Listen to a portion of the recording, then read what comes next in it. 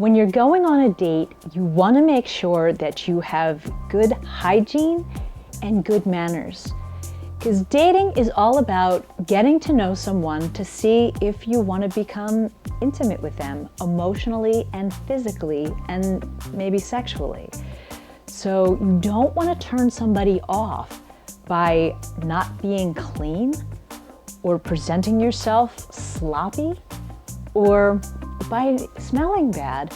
And smelling bad can mean that you had too much cologne or perfume. Scientists have recently discovered that pheromones, which is what animals use to attract each other, humans have as well. And they think that what makes a human attracted to another human is their scent. So if you're piling on cologne or perfume, you're masking your own natural scent.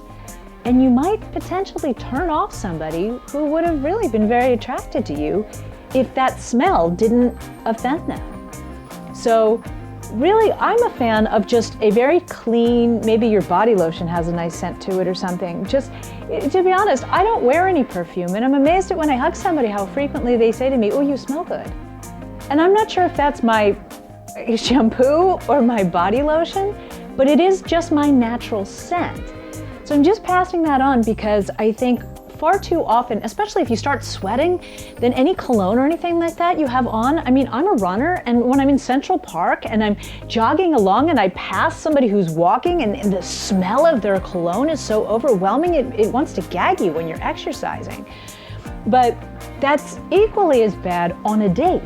So be very aware of any kind of extra scents that you put on your body, because it might be a real turnoff to your date. And make sure that the cologne isn't to cover up for that you didn't have time to take a shower. You need to bathe or shower before a date, absolutely. And you want to make sure that your hands are clean, your nails are clean. If you're a man and you work with your hands, make sure that you get them as clean as you can. I know sometimes you can't avoid that, but, and a woman, absolutely, you need a manicure. Because if you have nothing on your nails, it's better than having chipped polish that just looks like you don't take care of yourself. And if your feet show, absolutely, a lot of men are big toe people. And make sure that you have a nice pedicure. In the summertime, a fun color is very exciting and more interesting to men than you may think. So make sure that your physical body is clean and well presented. Make sure your clothing is decent and doesn't look shabby, isn't old with holes or missing buttons or torn, and that it's ironed. If it looks like you slept in it, that's not okay. If you don't have an iron, go and get it pressed at the cleaners before you go out. But, you know, men are especially guilty of wearing some shirt that looks like they slept in it. Please make sure that you're wearing clean, pressed clothes. And you don't have to be trendy. Classic is better. But you want to make it look like you put a little effort into it and that you care about what your date thinks about you. And when you're eating, there's no quicker way to turn someone off than to have bad hygiene over a meal. And number one, chew with your mouth closed.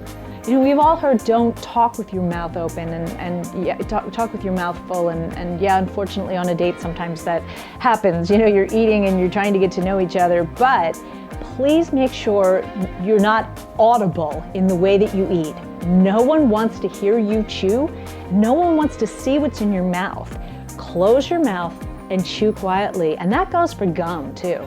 Do not chew gum if you cannot do it with your mouth closed. And try it. That's not that easy. So I'm not a fan of gum. If you use it to freshen your breath and pop it in for a moment and chew it until the minty is gone, then get rid of it. It's really unattractive to hear someone chewing and making those noises. You want to turn your date on. You want your date to find you sexy.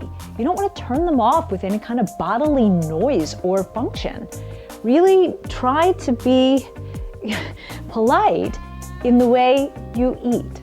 Also, double dipping. Everybody talks about double dipping, right? Some people don't have an issue with that. A lot of people do. So just assume that everyone does. And if you're sharing bread at the table, take a full piece and put it on your side plate before you start putting your hands all on it and breaking it. You really want to try to be as clean and respectful of your germs as possible, because you don't want to turn your date off. If you feel like you have food in your teeth, instead of picking at it at the table, excuse yourself and go to the restroom. It's really not polite, or to blow your nose. Any of those things, I think, can be a real turnoff to some people.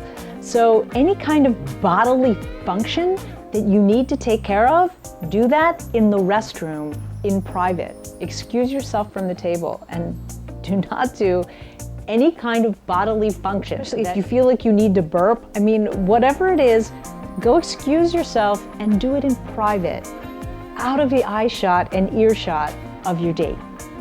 Keep in mind that going on a date is about exploring whether you want to create intimacy with this person.